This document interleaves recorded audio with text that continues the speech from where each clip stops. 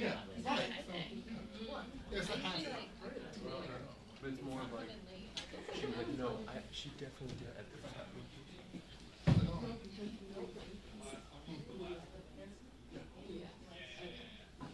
I don't like it. Did you get Yeah. Oh, that's yeah. I was hoping I got about 1,000 this time. Because I have, but I have a different view. Oh, good. Yeah, so like once the rest of the time, You got I more don't like information. this is bad. So I'm changing. Okay.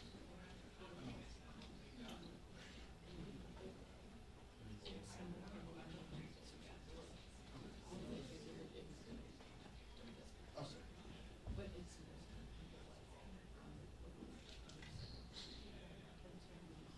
Got it. Okay. So, okay. Got it. that was just Okay. Good. everyone's gonna ask about it. So that was just yeah, not gonna do that. But it's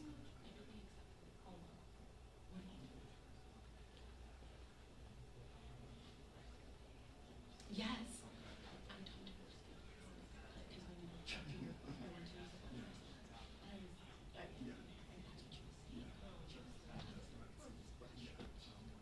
I like that. And I'm gonna use that in my article for tomorrow. Please. Right. So That's the good. angle I'm I taking. think I spoke to 2 people Yes. yesterday. Several today. And yes. So, Okay, so good. it's not just it's Yeah. Yeah, I got her that, but. Sit, let's stay. Yeah. Okay, good.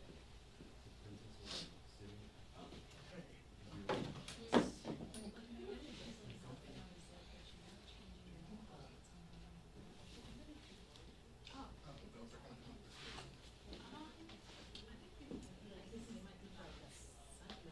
Do you think so? What do you think? I don't be one. I think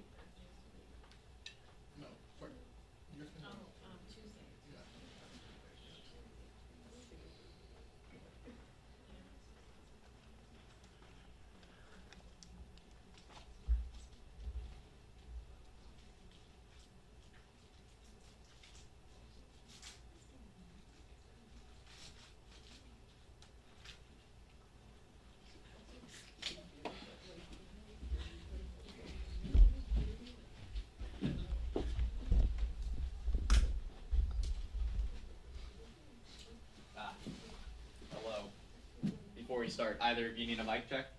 Yeah, real quick, if you don't mind. I got you. Let me know when. Okay. Pursuant to Clause 12A of Rule 1, the chair declares the House in recess, subject to the call of the chair. Mic check 1, 2, 3. Mic check 1, 2, 3. The chair has examined the journal of the last day's proceedings and announces to the House the approval thereof. Pursuant to Clause 1 of Rule 1, the chair declares the journal approved, or whatever. Mic check 1, 2, 3. Cool. Mic. Thanks, man. Anytime.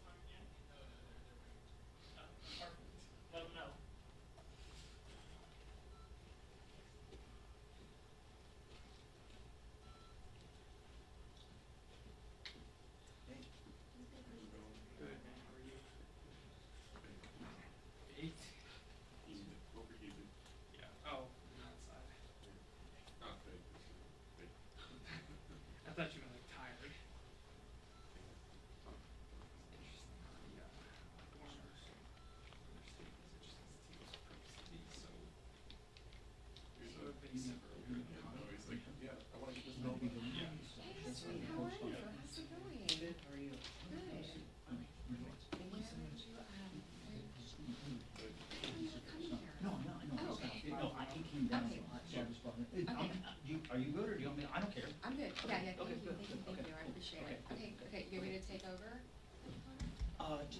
Just give the camera. Okay, got it, okay, thanks. Okay. Where are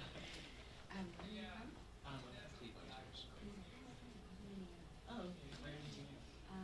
So Southern Indiana, close to Bloomington. Okay, yeah. You were in your school? Notre Dame. I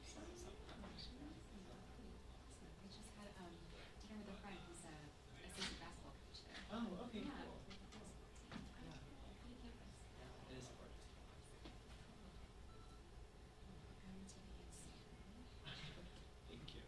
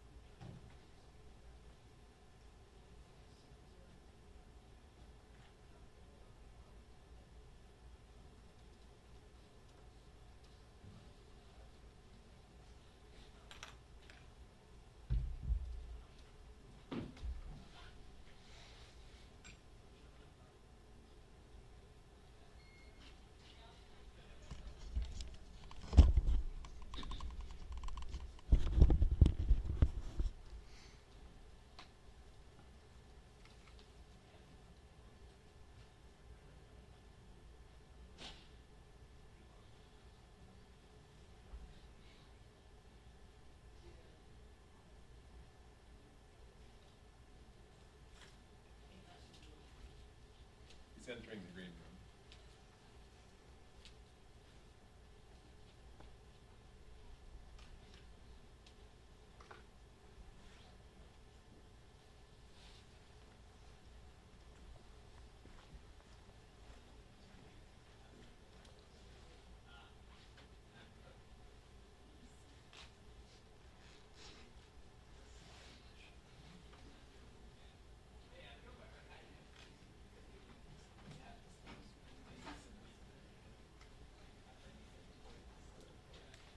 That went even worse than that aid like blocking it.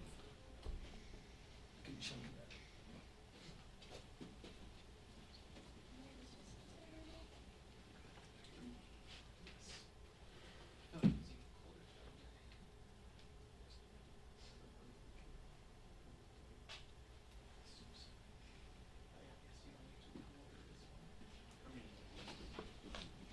Heads up.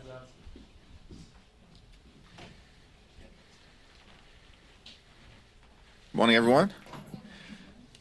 House Democrats will continue to work with President Biden to create an economy that works for everyday Americans, to lower costs, to continue our fight for better paying jobs, safer communities, and of course, to defend democracy and fight for reproductive freedom. Consistent with our objective to continue to put people over politics, President Biden and the administration released a budget early this week that will do at least three important things. It will lower costs for everyday Americans and build upon the work that has already been done to drive down the high price of life-saving prescription drugs for millions of Americans. It will continue to build an economy from the middle out and the bottom up that is focused on growing the middle class and all those who aspire to be part of the middle class throughout America. Perhaps most importantly, President Biden and House Democrats are focused on protecting and strengthening Social Security. Notwithstanding what the former president down in Mar-a-Lago had to say about Social Security and Medicare, these are not entitlement programs. Social Security and Medicare are earned benefits that the American people work hard for throughout their entire lives and pay into, with the promise that as they become older Americans, they'll have access to Social Security and Medicare so they can live a life with dignity and respect. Social Security and Medicare are quintessential parts of the American dream. Donald Trump and the extreme MAGA Republicans want to end Social Security and Medicare as we know it. It's not a secret. They have said it publicly over and over and over again, including this week.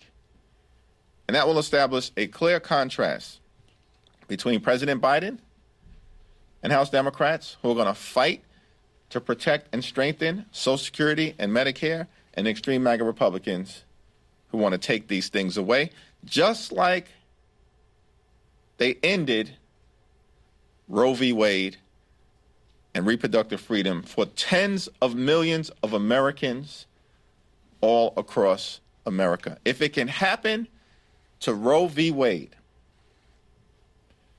then of course the extreme MAGA Republicans will continue to try to detonate things in the United States of America that we believed were untouchable. And we're going to push back aggressively against it. Questions? The House just passed the TikTok bill. How do you want the Senate to handle it? Well, the House passed the bill in a decisive and bipartisan fashion, and it's now appropriate for the Senate to evaluate the merits of the legislation. I don't support a ban on TikTok. The legislation did not ban TikTok. It's simply a divestiture of TikTok so that this social media platform can be owned by an American company that would protect the data and the privacy of the American consumer from malignant foreign interests like the Chinese Communist Party. Senator Chris Coons yesterday sort of poured cold water on the urgency of passing the TikTok bill in the Senate, basically saying that it's more urgent that the House passes the Taiwan, Ukraine aid, Israel aid.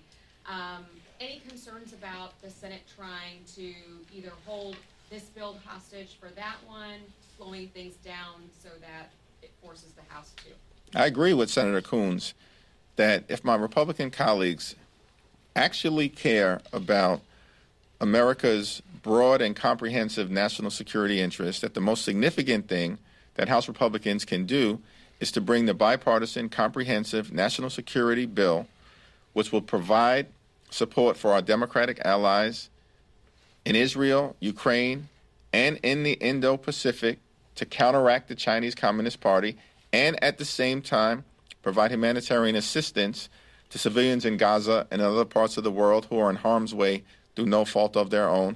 If my Republican colleagues care about the broadest set of national security challenges that the American people face, the most significant thing they can do is to put the bill on the floor for an up or down vote. And we all know that it would pass with substantial Democratic support.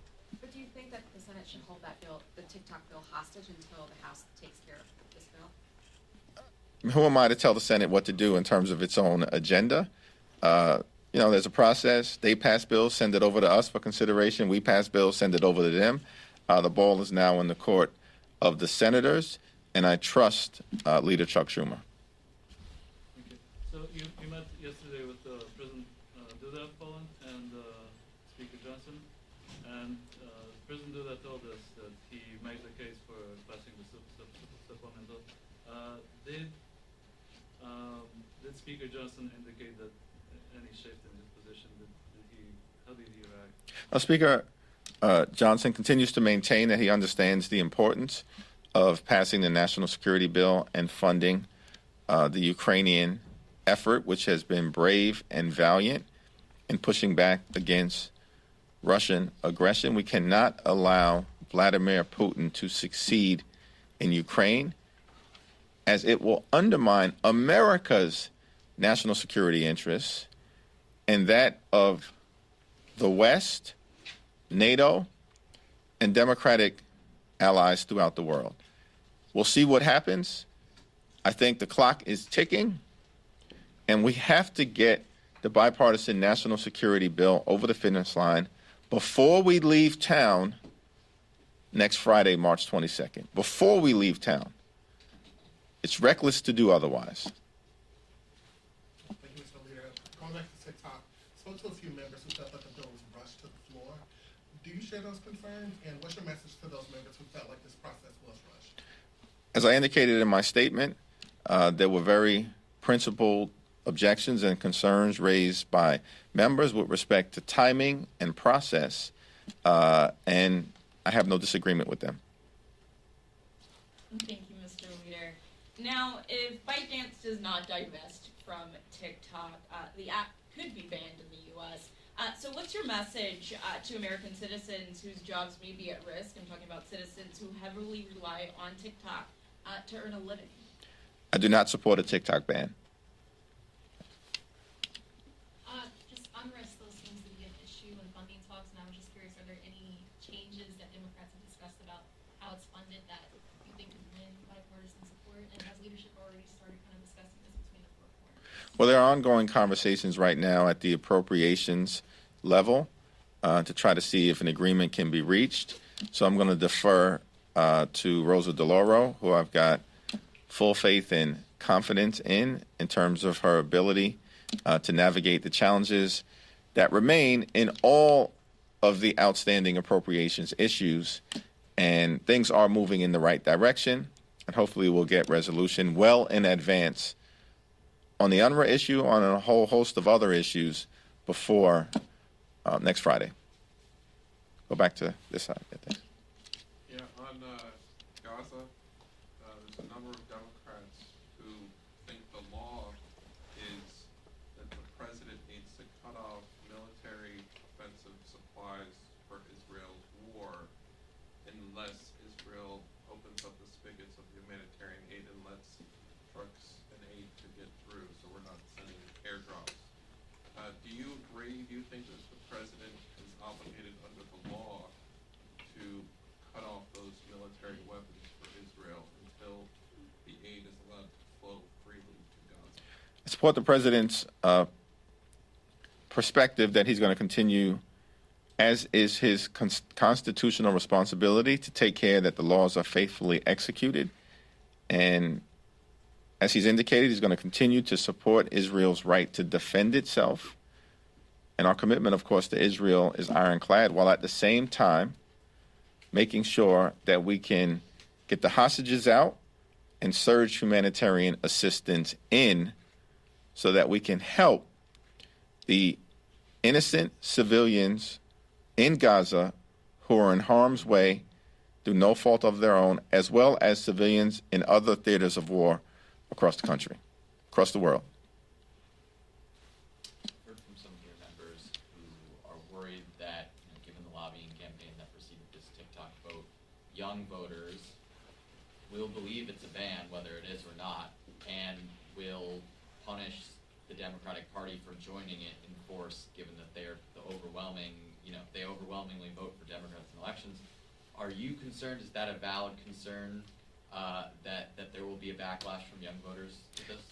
I don't support a TikTok ban, and I have every confidence in the world that whatever the course of this legislation takes as it goes over to the Senate, that TikTok will remain available to those who continue to enjoy the platform at this very moment. Yes, looking ahead to the New York presidential primary, are you concerned there's going to be a large uncommitted or blank vote in the Democratic primary? No, I wasn't concerned about that in advance of President Biden's State of the Union address, and I'm certainly not concerned about it now. President Biden, as they say down south, showed up and showed out. He gave an incredible performance. It was strong, it was serious, it was substantive, it was filled with energy at a high level from the beginning through the middle and all the way through the very end.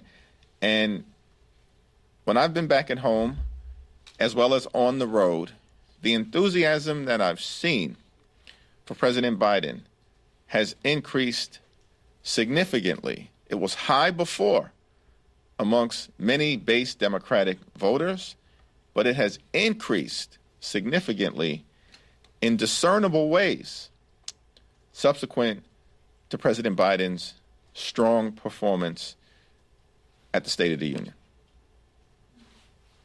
Thank you, Mr. Leader. Back to the Ukraine and national security supplemental, it does seem like we're at a standstill here, and I'm wondering if there's any push that you're able to make or Democrats are able to make. There are these discharge petitions. Obviously, the Senate bill is an option. It just, what else can you do as Democrats to move this, knowing that the Speaker is sort of not willing at this point to engage in the discharge or engage in putting it on the floor? Yeah, I would take issue with politely, with the notion that there are dueling discharge petitions. One has 15 signatures, the other is about at 180.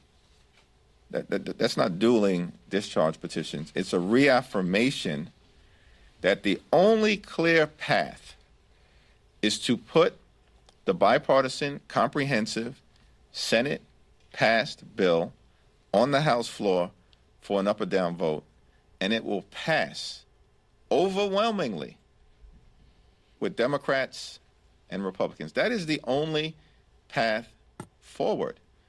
And this week further validated that dynamic. We cannot allow Ukraine to be overrun by Russia, because what will happen is that American lives are likely to be on the line unless we were to believe that if Putin wins in Ukraine, he stops there. When he didn't stop in Georgia and he didn't stop in Crimea. Breaking news, he's not stopping in Ukraine if he's allowed to be successful. And in that neighborhood, it's filled with NATO allies, including Poland, which is one of the reasons why President Duda was still so strongly supportive of making sure we continue to support the Ukrainian effort, because democracy and the free world are on the line against autocracy and tyranny. It's time for my House Republican colleagues who believe that supporting Ukraine is the right thing to do to break with the pro-Putin MAGA extremists who are ascendant in their conference and partner with us to do the right thing and support an up or down vote on the national security package that was passed by the Senate. And sir, just to follow up on a different topic, if I could, the House Republicans on the administration committee yesterday launched a sort of reinvestigation of the January 6th investigation, and they're planning a series of hearings. Is that something that Democrats are supporting? Can you talk a little bit about what you see coming from this work? The effort to convince the American people that the January 6th insurrection was not a violent riot inspired by the former president as part of an effort to halt the peaceful transfer of power, is just another extreme MAGA Republican political stunt. At what point will my Republican colleagues choose to actually focus on issues that matter? From the very beginning of this Congress, House Democrats have made clear we're going to find bipartisan common ground on any issue with our Republican colleagues whenever and wherever possible in order to solve problems for hard-working American taxpayers. We need less chaos in Washington, D.C., and more common sense. And I don't know why my Republican colleagues continue to put political stunts over the American people. We should be putting people over politics. That's what House Democrats are going to continue to do. Focus on affordability, lowering costs, being able to access affordable housing, addressing the challenges at the border, and fixing our broken immigration system. These are the issues that we should be focused on. The January 6th situation was a violent insurrection that the American people could see and watch in real time with their own eyes. This political stunt in trying to convince the American people that the violent insurrection was legitimate political discourse or a normal tourist visit is a joke. It's embarrassing. What is wrong with these extremists? You keep losing elections. It's not working. Partner with us. Let's solve problems on behalf of the American people. Thank you, everyone. Oh, last question? Sorry. Yes, thank you. Wanted to follow up on the situation in Gaza. President Biden said over the weekend that an Israeli invasion of Rafah would be a red line that the U.S. can't support. Israel has said that there are remaining Hamas commanders and brigades in Rafah, and it needs to carry out an operation there to eliminate them. Do you agree with the president on this? Support everything that the president said during the State of the Union address and his general perspective that what we have to do is make sure that Hamas is decisively defeated. It's a brutal terrorist organization.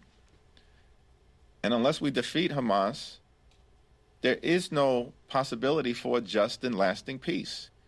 But at the same time, we have to make sure we get the hostages out and humanitarian assistance in to Gaza decisively. Thank you.